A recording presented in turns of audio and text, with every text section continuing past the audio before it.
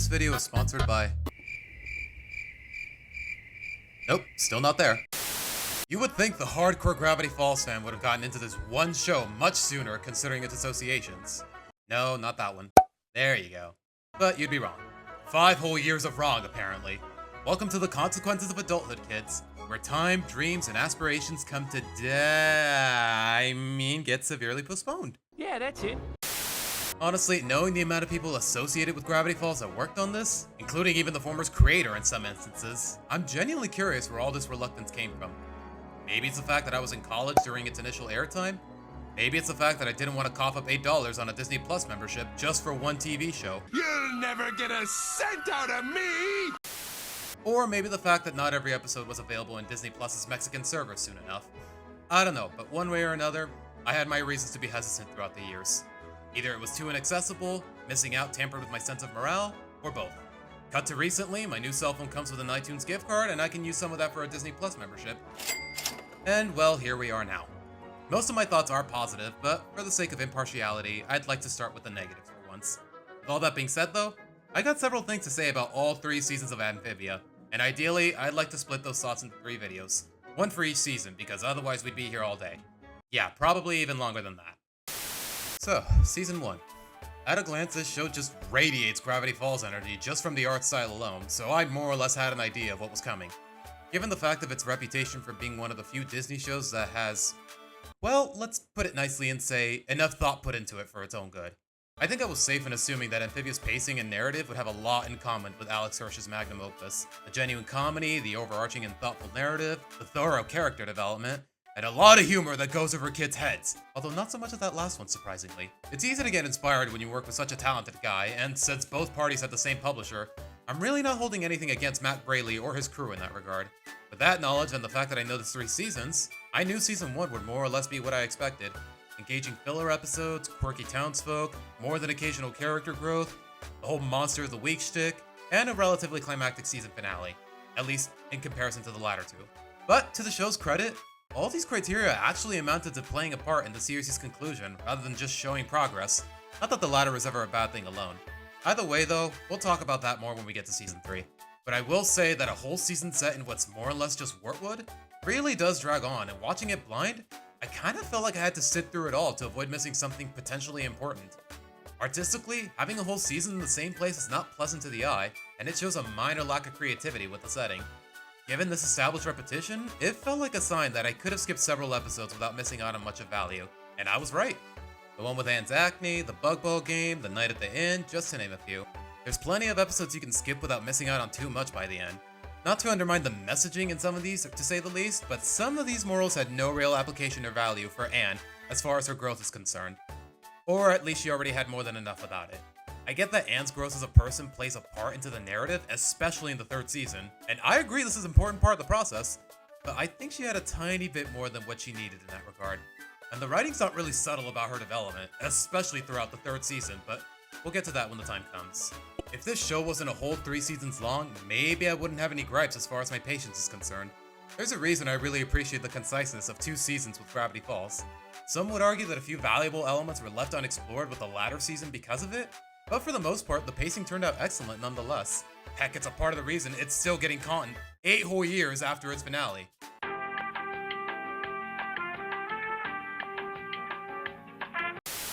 Although I will give credit, waiting a whole season for Anne to reunite with at least one of her lost friends makes for one great example of many good payoffs, which Amphibia is definitely great at setting up. Luckily, this issue with the pacing is definitely solved in the later seasons, and more of the content in Seasons 2 and 3 is a lot more engaging compared to Season 1.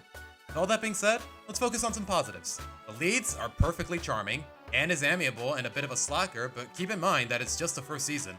There's plenty of room to grow, and a lot of it is actually taken.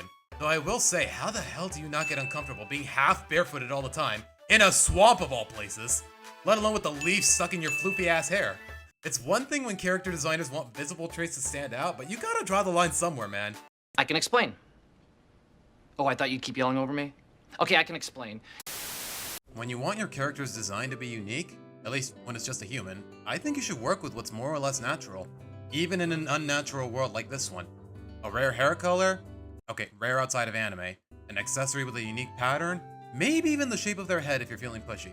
It's not bad when something in their appearance really sticks out. On the contrary. But don't go out of your way to make people uncomfortable with the ideas. It's like Rapunzel's hair. That shit is so long, there is no way it's not picking up a lot of junk, or it's not getting tangled everywhere it goes. Granted, she has the excuse of being in a fairy tale, but that's besides the point. My point is, there's a lot of unpleasant ramifications to think about in this case. Maybe the shoe is easy enough to overlook, at least until she gets to Newtopia, but as far as the leaves go, keep in mind, she was trapped in Amphibia for at least 5 months in total. It's really disgusting when you think about it. Otherwise, I wouldn't be making such a big fuss. Sprig Planter. Impulsive, but still likably innocent, and I'd say that results in great chemistry with his newfound best friend. Though it's partially owed to the fact that he's never had any real friends himself. Anne teaches him what she's picked up from her own friendships, and it plays a part in her eventual realization that maybe her close friend was never really even a decent friend to begin with. Partially in credit to Sprig and Anne's dynamic, Amphibia is one of the very few TV shows where I actually look forward to sitting through the credits, and it's not just because it's basically an additional scene like in Gravity Falls. Seeing the two reading together by candlelight with the peaceful music in the background really serves as a lovely testament to their bond. There's a certain moment in Season 2 that really drives this idea home, but like I said, one video per season. The credits are different throughout new seasons, and they have their own merits, but we'll get to those when the time comes. Meanwhile, Polly and Hop Pop, well, one is adorably violent, and the other is grouchy but caring in all the right ways. It kinda helps that it's Goofy's voice actor, but that's besides the point. Though if I had to pick a least favorite of the three, it would probably be Polly. Something about this whole playful morbidity shtick has really run its course as far as Disney Channel shows are concerned. And it's not just in terms of characters. I think this applies to settings or the tone as well. Gravity Falls gets a pass because 1, they did it first, and 2, because it actually serves a genuine purpose. It made sense for its main antagonist and a lot of the weirdness in the town to give off this vibe, without even a hint of the playfulness, or even the humor that the show is known for sometimes. Which is something I can't say for another Disney show in this genre. The fear and mystery of these elements invoke the idea that Dipper and Mabel should be scared of, or at least be intrigued by the threat. And this more or less establishes the fact that this is what our lead should be working against. Not just because what's in question is usually trying to kill them, but also because it's so goddamn terrifying in the process. In contrast, Ah, boy, here we go. the setting and the tone of the Owl House is just grody, obnoxious, creepy, or a combination of the three, just as a blunt and petty juxtaposition of what Luz left behind, or just for dull shits and giggles. She tactlessly terrified her classmates, probably could have hurt them, and instead of growing into realizing that maybe she could have thought that through better to start, the plot encourages her to double down on it all. She stumbles on a place where everything is as creepy and reckless as her behavior, and the bad guys lock up people like her in a place called the Conformatorium. Yeah, real subtle there, Dana. It's one thing when you're embracing weirdness, but you gotta know where to draw the line. You know how I said in my Gravity Falls video that Mabel was never rambunctious to the point where I got sick of it? flashback. Despite how constantly rambunctious she was throughout most of the show, and a little disgusting, not once did my jaded self ever say, Alright, I get it! End of flashback. Well, Luz accomplishes the opposite effect. And the crazy part is, this demeanor felt less repetitive with her, and somehow it was even more frustrating. Probably because her peers were screaming in terror at what she was doing to start. They're horrified and you could have hurt them. Read the room, dumbass! That'd be like if Hercules' dad told him after accidentally destroying that town. Don't feel bad about it, you're a god. This writing acts like there's no shallow self-interest involved in any of its protagonist's poor choices, and every bad choice he makes isn't being condemned in the right capacity.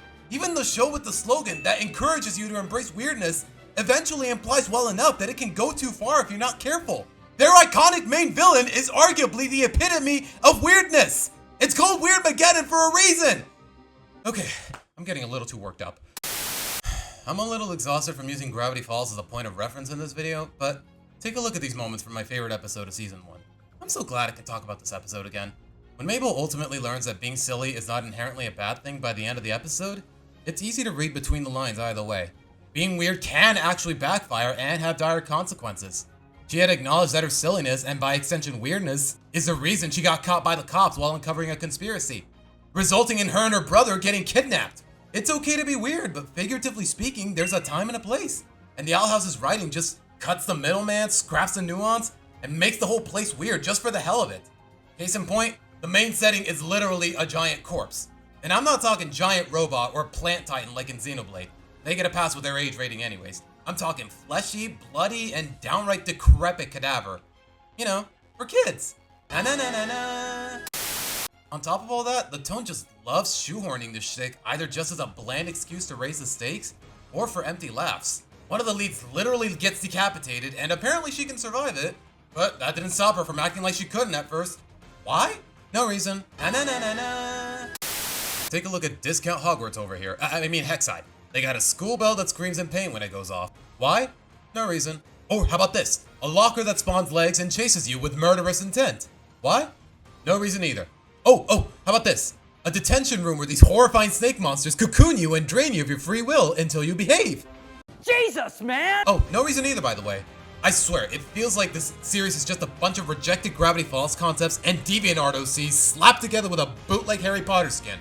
The world building really feels that uninspired, and the comedic timing is so dull. It's really not even a reach when you learn that for some reason, one of its characters turns out to be one of Stan's ex-wives. Does this contribute to the plot or add anything meaningful to either character? Nope, no reason there either. Can't even ride on Gravity Falls' coattail in a fun way like Amphibia did. I don't know about you guys, and maybe it's not that much of a cliche, although knowing Hollywood, not yet, but I'm getting a little sick of TV shows with this baseless ass shock factor. Be it from the gore, the horror, the characters, or both. Wait a minute. A young, ostracized American girl of Latin American descent, with an absent father and an overworked medical professional of a mom, who struggles at making friends and fitting in until she meets someone special with white hair and starts living in a new town? Hey, yo, what the fuck? Oye, que chingados, wey? That's Ronnie and Santiago. Bro, how do you manage to rip off a series as simplistic as The Freaking Loud House, a Nicktoon with its reputation in the toilet, by the way, for a fantasy setting no less, and even more surprisingly, they do it better than you! I almost really wish I didn't mean this, but after watching enough of these two shows, okay, technically three, Ronnie Ann is just a better Luz Noceda. It might sound crazy to some people, but hear me out. Wait, am I getting too sidetracked? Damn it. Yeah, okay, I am. I totally am. But hey, now I got a whole new video idea up my sleeve. And the crazy part is, this all came to me as I was writing this script. Wait, what was this video about? Oh, right, Amphibia. Polly's behavior is not blatantly reflective of this trite art direction or writing, especially because in conjunction with her appearance and her voice work, it actually comes off as really funny and relatively genuine in comparison. But they're dipping their toes into these cliches, and after sitting through enough of the Owl House, I'm not fond of what it could result in.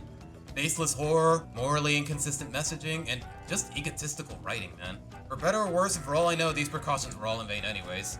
As much as I love to ramble on about the Owl House's uninspired world building, pretentious symbolism, or overrated mediocrity, that's not why I'm here today, so I digress. Despite the pacing issues though, I really dig the fact that more or less each of several episodes this season focus on a different resident of Wartwood and Anne's interactions with them. It really drives home the fact that Amphibia basically is just an isekai, and trust me, as a big fan of Pokemon Mystery Dungeon, I think I'm familiar enough with the trope. Where do you think I got these Mudkip renders from? In some instances, the setting is more or less a different location instead, but considering the fact that Anne is trapped in the valley for the whole season, the world building does feel limited at first. There's a whole new world out there, and you mean to tell me that we won't see most of it until season 2? It seems like the writers wrote themselves into a corner and worked with what they had. Even if it really tests your time and patience, I think I can let it slide. And that aside, the characters we meet through Anne and the Planters that are supposed to be likable really do come off that way. The whole place really does give a homely, small-town vibe, even with their initial prejudice towards Anne. At least, as far as anthropomorphic frogs are concerned. To top it off, most of them are pretty memorable in the best of ways. Mrs. Croaker, Wally, Loggle, Apothecary Gary, Tritonio, Ivy, Creepy Maddie. Hey, she may be tactlessly frightening, but at least she isn't painted as misunderstood. I'd say this is one edge Amphibia really has over Gravity Falls because right off the bat, these people feel even more like genuine people rather than just sources of comedy, antagonism, or both.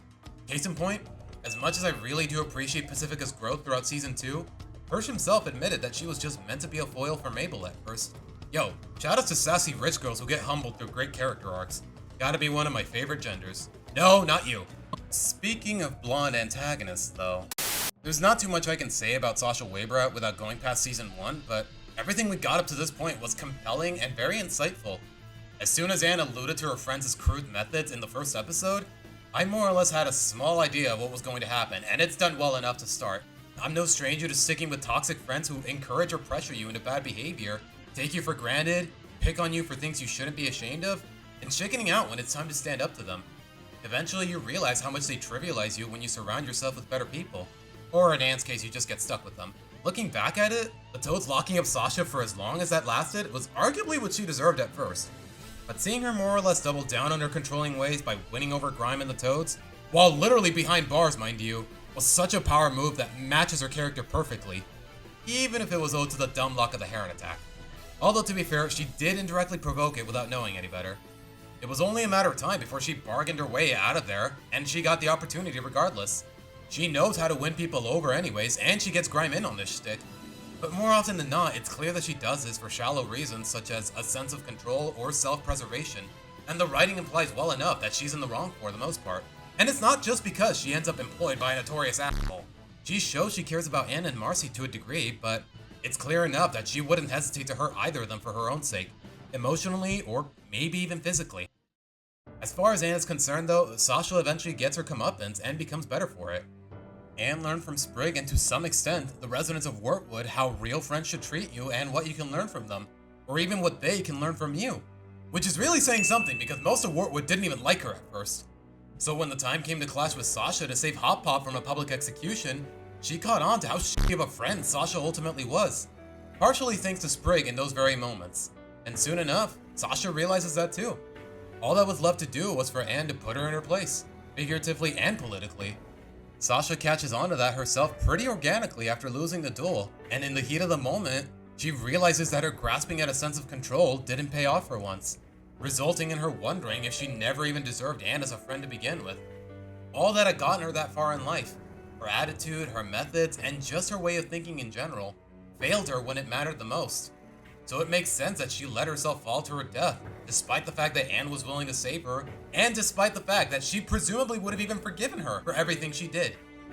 Yeah, she gets saved in the end, but I really don't think this undermines those powerful ideas.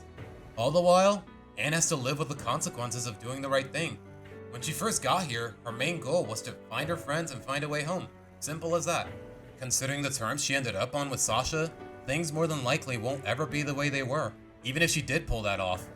For better and for worse, things are different for Anne. So yeah, please Planters, give her a fucking hug. As much as Anne deserved to win here, it's not like her bond with Sprig alone drove her to victory though.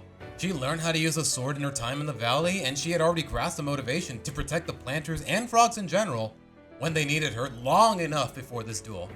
And as far as I can tell, Anne's dynamics throughout the season for the most part are striving to not be arbitrary when it really matters.